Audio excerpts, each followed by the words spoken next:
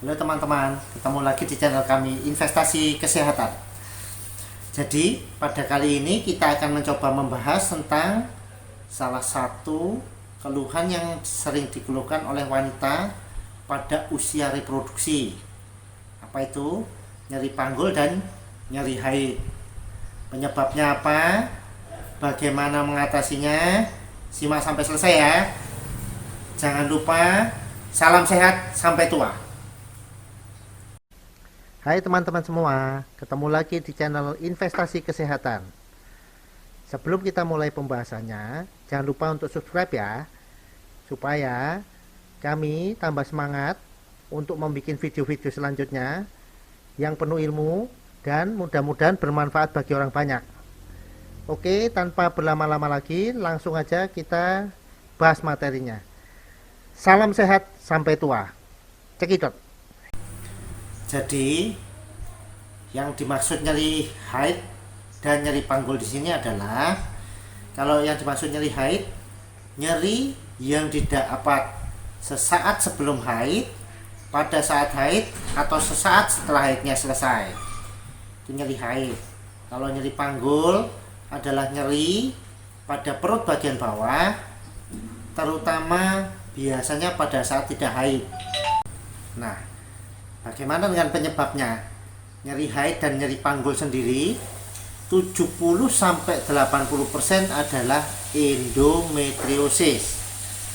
Nah, bagaimana untuk mengetahui penyebabnya endometriosis atau bukan? Kita harus lakukan pemeriksaan minimal paling tidak USG. Nah, untuk memastikan endometriosis atau bukan, kita memerlukan diagnosa pastinya adalah dengan laparoskopi. Tetapi seringkali dari USG saja kita juga bisa menemukan lesi dari endometriosis tersebut. Nah, jadi saya ulang ya. Jadi kita masuk ke topiknya, endometriosis. Endometriosis itu adalah merupakan 70% dari penyebab dari semua nyeri haid dan nyeri panggul. Ya, 70% penyebab dari nyeri haid dan nyeri panggul. Ya.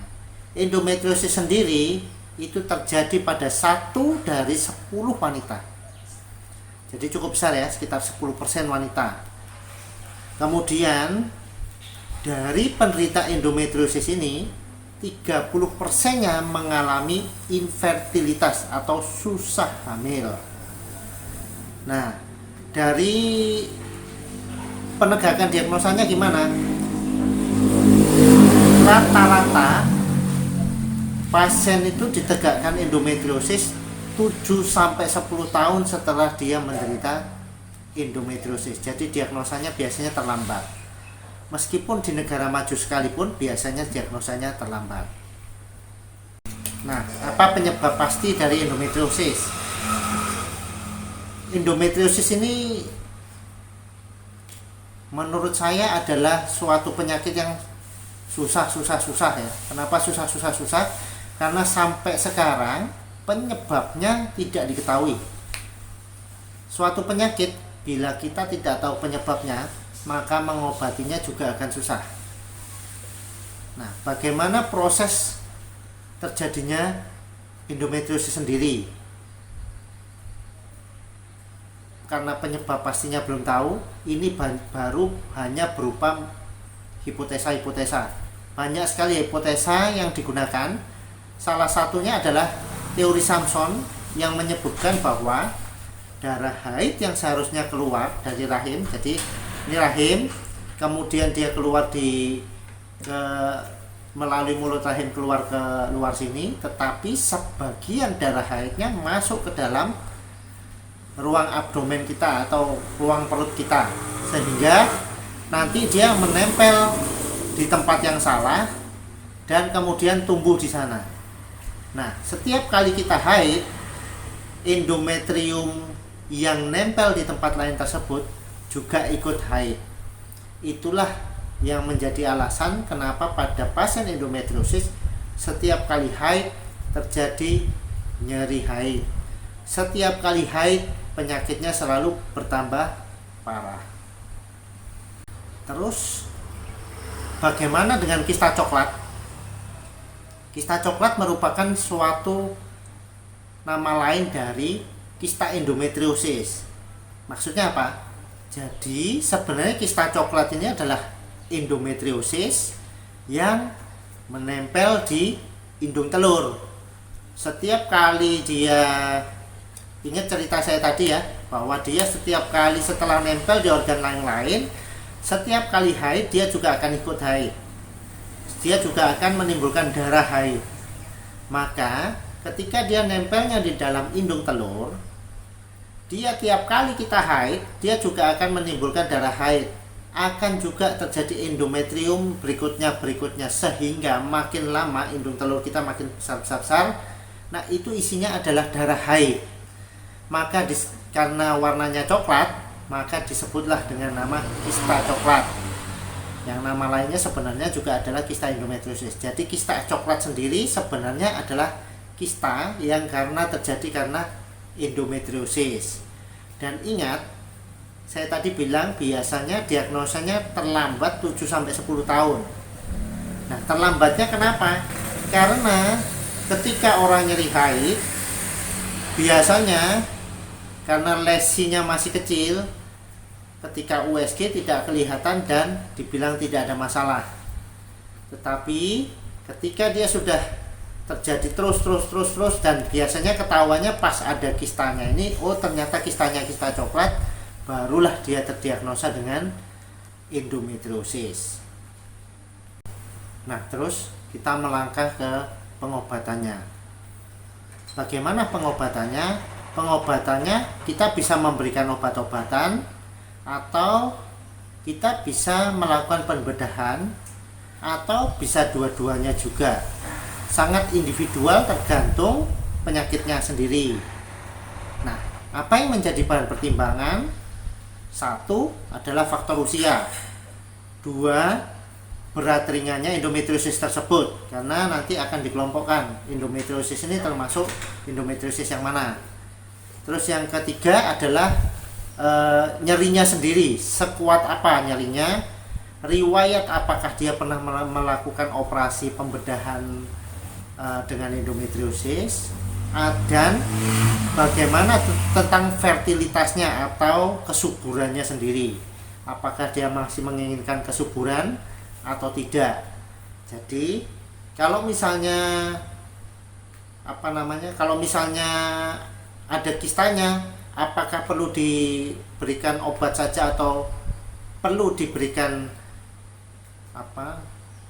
pembedahan, tergantung sekali sangat tergantung kasusnya. Jadi tidak semua pengobatannya akan sama. Nah, kita masuk di pembedahan.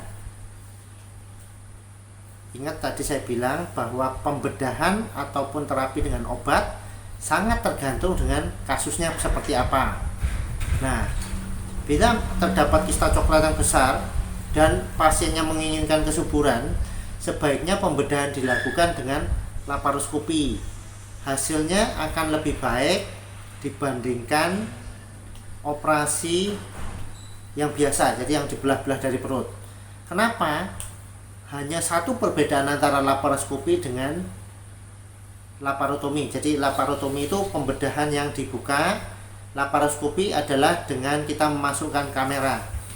Keuntungan menggunakan laparoskopi bukan dari segi kosmetiknya, tetapi dari segi dia bisa memperbesar, jadi ada zoomnya itu, jadi kita bisa perbesar sampai beberapa puluh kali. Itulah keuntungan pembedahan dengan laparoskopi dibandingkan operasi yang biasa. Nah, bagaimana dengan kesuburan pasien dengan endometriosis? Kenapa tidak 100% pasien dengan endometriosis susah hamil? Nah, ini jawabannya adalah sebenarnya pasien endometriosis itu susah hamil biasanya karena ada sumbatan di saluran tubanya yang diakibatkan oleh endometrium yang nyasar di tuba, atau karena perlengketannya. Jadi endometriumnya mungkin nggak nyasar di tuba, tetapi karena perlengketannya jadi tubanya tertarik jadi berkelok-kelok atau jadi buntu, jadi phimosis. Nah, itu bisa menyebabkan dia susah hamil. Nah, kalau kita berikan obat-obatan tertentu, maka misalnya dia sumbatannya jadi hilang, maka dia bisa hamil. Jadi pada pasien endometriosis yang tidak terjadi gangguan dari sumbatan di tubannya, saluran telurnya, ya bisa-bisa aja hamil. Tetapi biasanya yang bikin susah hamil adalah kalau ada sumbatan di saluran tubannya. Jadi kesimpulannya bagaimana? Ini ya yang terjadi, fenomena yang terjadi di masyarakat kita. Kalau ada anaknya atau tetangganya atau siapapun yang tanya, "Bu, haid saya kok sakit ya?" Jawabannya biasanya adalah, tenang aja, biasa, cuma biasa, gak usah dipikirin.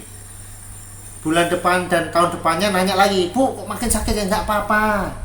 Ketika nyerinya sudah hebat sekali, biasanya baru pasien berobat ke dokter. Maka mulai sekarang jangan anggap enteng yang namanya nyeri haid atau nyeri panggul.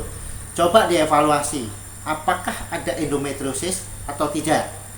Kalau misalnya ada endometriosis, maka berkonsultasilah ke dokter apakah yang perlu dilakukan untuk mencegah penyakit ini menjadi semakin bertambah parah. Ingat ya, 1 dari 10 wanita menderita endometriosis. Jadi itu 10%. Cukup banyak sebenarnya. Hanya saja cukup banyak juga yang tidak terdiagnosa. Sekian dulu teman-teman. Kalau masih ada yang nggak ngerti, tanya di kolom komentar ya. Oke, salam sehat sampai tua. Gimana teman-teman? Sudah pada mengerti apa belum? Nah, kalau udah pada ngerti, jangan lupa untuk di like ya. Dan share link ini ke sebanyak mungkin media sosial, supaya makin banyak orang yang mendapatkan manfaat dari menonton video ini. Nah, bagi yang belum ngerti atau ada pertanyaan, silahkan tulis pertanyaan dan komen Anda di kolom komentar. Oke, salam sehat sampai tua.